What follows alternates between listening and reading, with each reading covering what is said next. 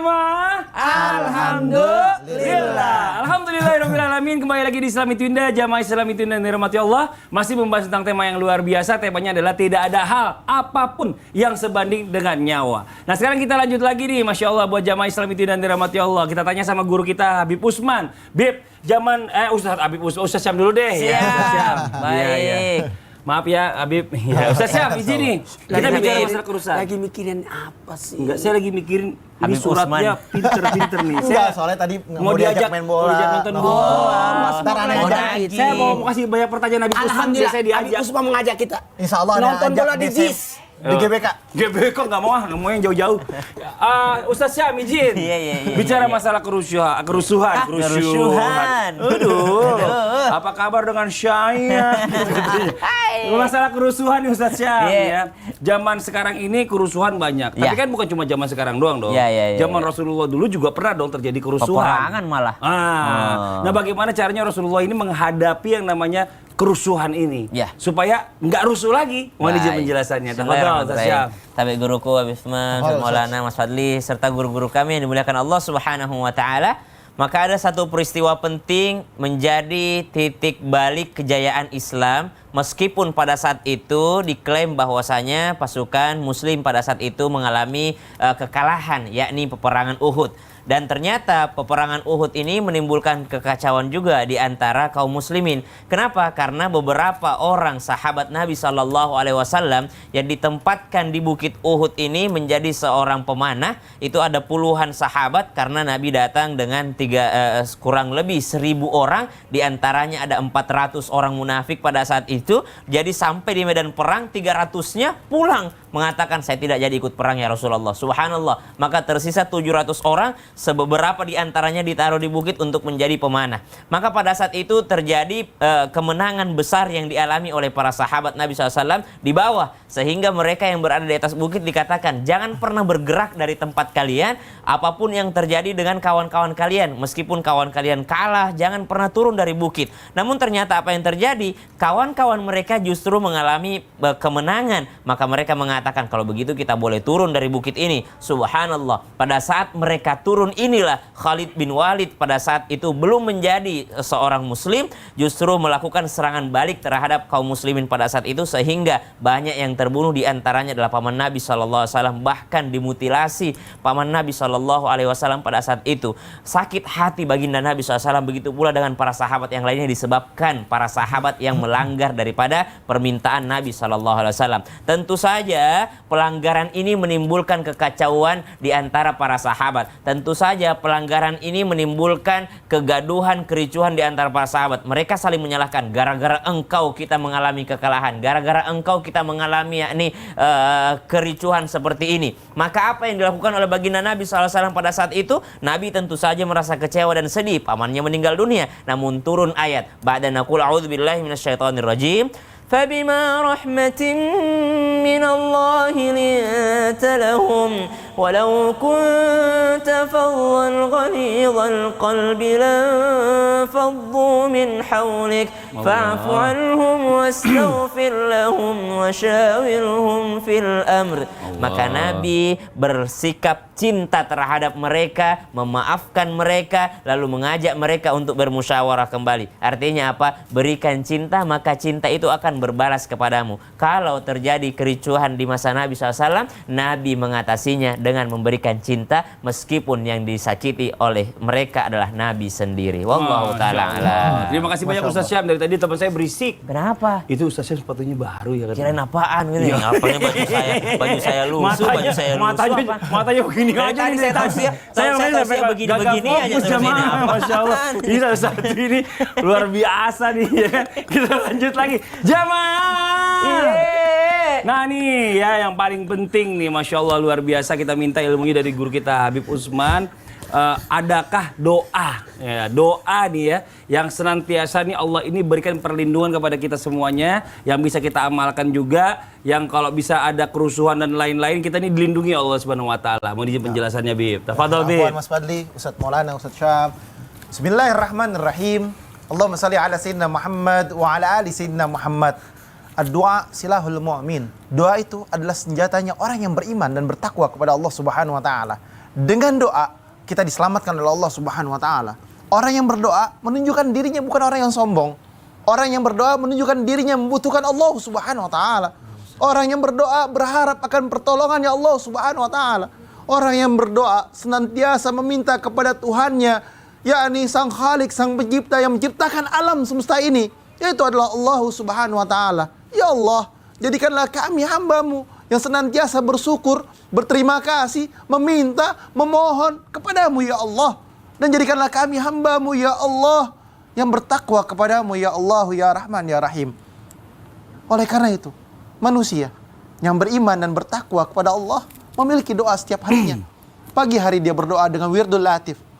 Sore harinya dia berdoa dengan ratibul haddad atau ratibul atas, yang di dalamnya banyak hadis-hadisnya Rasulullah SAW yang tertuang di dalam doa tersebut. Salah satunya, Bismillahilladzi la yadurru ma'asmi syai'un fil ardi wala fis sama'i wa huwa samiul alim.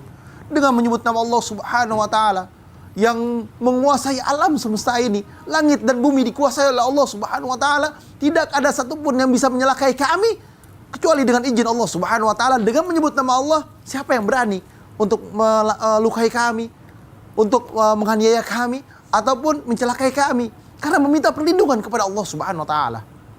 La ilaha illa anta subhanaka inni kuntu minaz zalimin. Dan berharap padamu ya Allah, dijauhkan daripada orang-orang yang zalim, diselamatkan dari orang-orang yang zalim. Dan juga meminta kepada Allah, a'udzu bikalimatillahi tammati min syarri ma khalaq. Berlindung kepada Allah Subhanahu wa taala daripada godaan, gangguan daripada makhluk-makhluknya Allah Subhanahu wa taala yang hina, yang dia bisa melakukan perbuatan yang hina. Berharap akan pertolongan Allah Subhanahu wa taala, berlindung kepada Allah Subhanahu wa taala.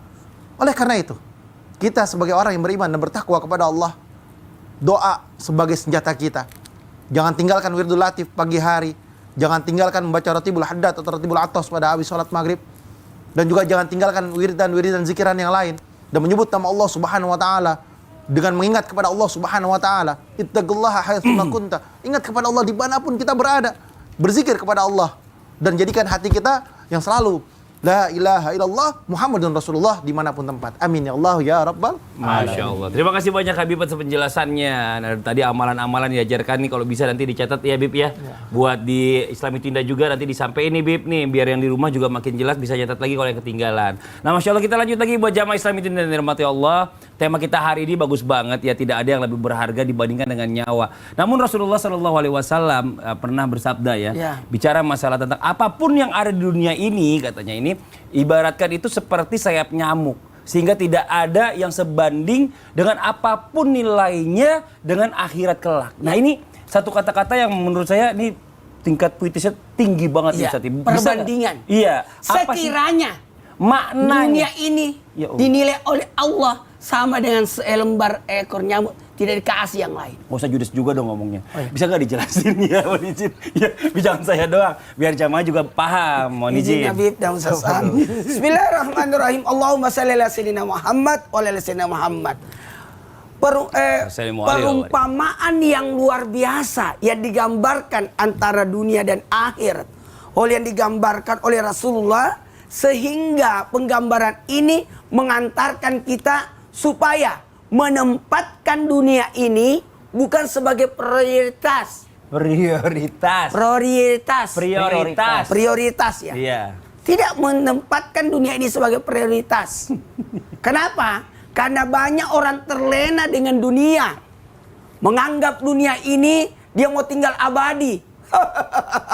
Sederhana sekali ucapan ini, tapi maknanya luar biasa. Kenapa?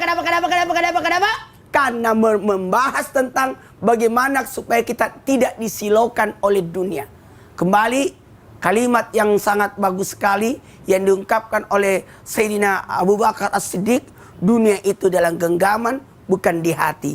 Karena di hati tempatnya untuk Allah.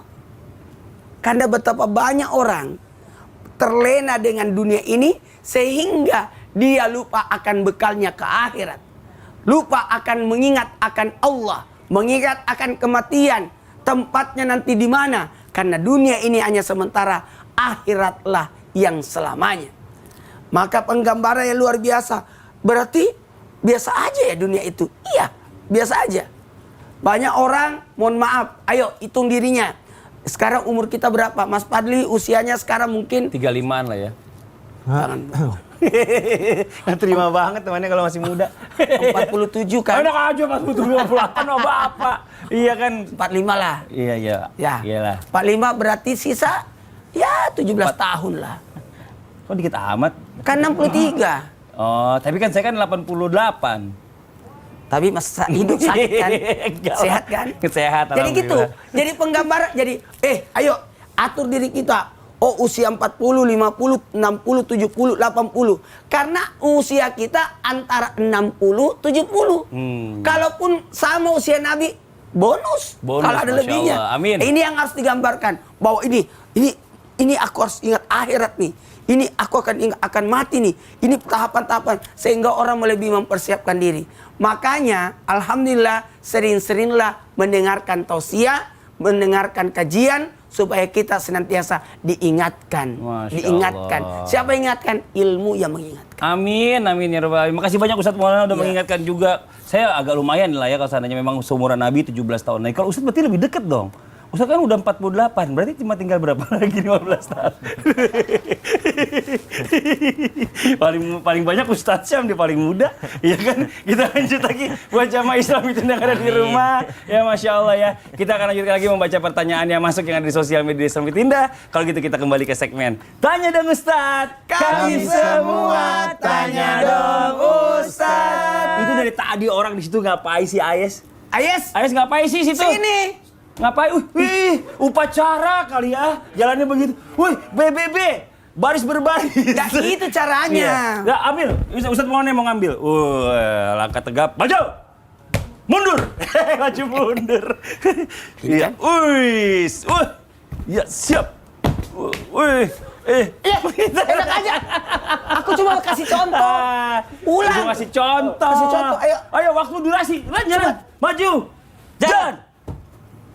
Waduh, nganggut. Peci mana peci? Orang pakai Iya. peci syuting. Ini apa nih? Ngadap ke sana dong. Ngadep Ya. sana. Ini ngadep ke kiblat Ya. tanpa sadar nih. Oke, sekarang baca. Buka masker. Baca, bukannya masker, baca. Ya. Yang kenceng. Assalamualaikum Ustadz. Habib, Waalaikumsalam warahmatullahi wabarakatuh. saya dulu juga pernah jadi korban atas kerusakan seperti Kerusuhan. Kerusakan. Terus, Memang kamu Aduh, Terus? kerusuhan. yang terjadi saat ini. Nah, Sampai sekarang saya kehilangan anak. innalillahi wa inna ilaihi raji'un. Terus? Saya tidak tahu keberadaannya, nasibnya, dan kondisinya saat ini. Allah. Saya ingin menyalahkan, tapi tidak tahu siapa yang harus saya salahkan. Berbagai macam upaya udah saya lakukan agar bisa bertemu dengan anak. Tapi apakah benar ada kaitannya dengan dosa-dosa kita di masa lalu? Makanya anak yang telah lama hilang tak kunjung ketemu. Udah, itu aja. Udah. Besok-besok mandi, keramas nih tuh. Banyak banget nih ketombe. Enggak, mandi. Terima kasih banyak Ayes. Ya, ini dari Pamulang tadi dekat rumah saya ini. Dadah dong. Kan Dadah. keluarganya lagi nonton. Bubar, jalan. Ya, iya. Oke, mohon izin Ustaz Syam dijawab nih pertanyaan Bubar tadi jalan nih. atau bubar gerak? Bubar jalan. Ya Bubar jalan. Allah, ya Rahman ya Rahim. Tabi guru Ustadz Maulana Bismillah, Mas Fadli serta guru-guru kami yang dimuliakan Allah Subhanahu wa taala, penanya yang dimuliakan Allah Subhanahu wa taala. Adakah kaitan dosa-dosa kita dengan apa yang musibah yang menimpa kita pada saat ini? Tentu saja itu juga berkaitan dengan kesalahan kita sendiri. Beberapa ayat sudah disampaikan guru kita Habib Utsman di awal acara tadi, bahwasanya fabima kasabat aidikum, itu juga disebabkan karena tangan atau ulah-ulah kalian. Maka kita ketika tertimpa musibah, mestinya sebagai seorang yang beriman, yang pertama mestinya ia langsung berintrospeksi diri, bahwasanya ya Allah, saya punya banyak dosa ya Allah. Jikalau disebabkan karena dosaku ini Engkau menghukumku ya Allah, maka ampuni dosaku ya Allah. Bukan kita mencari ya Allah apa dosaku, apa dosaku. Kalau kita mengatakan apa dosaku, berarti kita mengakui bahwa kita tidak tahu apa dosa kita dan kita tidak mengerti bahwasanya kita banyak dosa. Namun langsung katakan ya Allah, jikalau Engkau menghukumku musibah ini atas dosaku, maka ampuni dosaku ya Allah. Maka kalimat itu adalah kalimat yang mungkin lebih bijak ketika kita sampaikan kepada Allah Subhanahu wa taala. Bukan bukan menyuruh Allah untuk mencari dosa kita di mana. Kita mestinya sadar diri bahwa kita memiliki kesalahan dan dosa. Maka tidak ada satupun manusia yang suci daripada dosa. Qad aflaha man tazakka, qad aflaha man zakkaha. Sungguh beruntung mereka yang berusaha untuk senantiasa membersihkan, menyucikan dirinya dari segala dosa dan kesalahan. Itu yang pertama.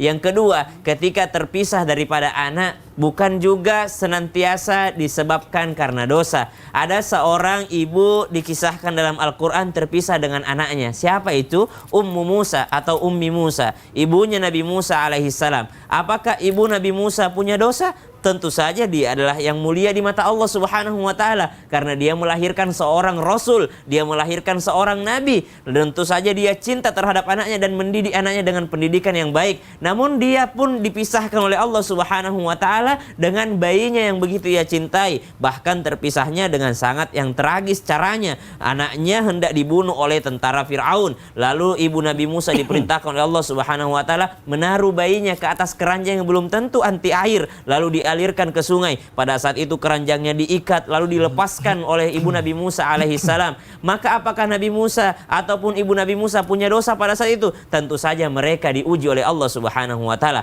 Maka apa yang terjadi bisa karena dosa, lalu kita minta maaf atau mohon ampun kepada Allah, dan bisa juga disebabkan karena ujian dari Allah Subhanahu wa taala. Dua-duanya ini mesti diimani oleh makhluk yang beriman, oleh manusia yang beriman, sehingga Allah membalaskannya, sehingga Allah mempertemukannya dengan sesuatu yang lebih baik lagi. Wallahu taala a'lam. Amin. Terima kasih banyak Sama-sama, Ustaz Mas Syam. Fadli. Ini banyak banget pertanyaan-pertanyaan yang bagus juga nih Ustaz nih.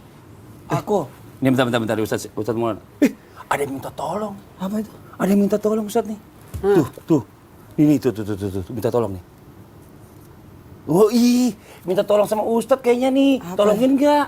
Kita kalau sama muslim itu harus tolongin nggak sih? Harus tolong menolong. Tapi tolong menolong apa dulu dong? Wah gini aja deh ya, ini kayaknya pertolongannya kayaknya penting banget nih. Gimana kalau kita jawab setelah yang satu ini aja ya, yang di rumah jangan kemana-mana, tetap di Islam itu indah. Jamaah, oh jamaah, alhamdulillah. Alhamdulillah. Oh jangan bengong, tolong ini.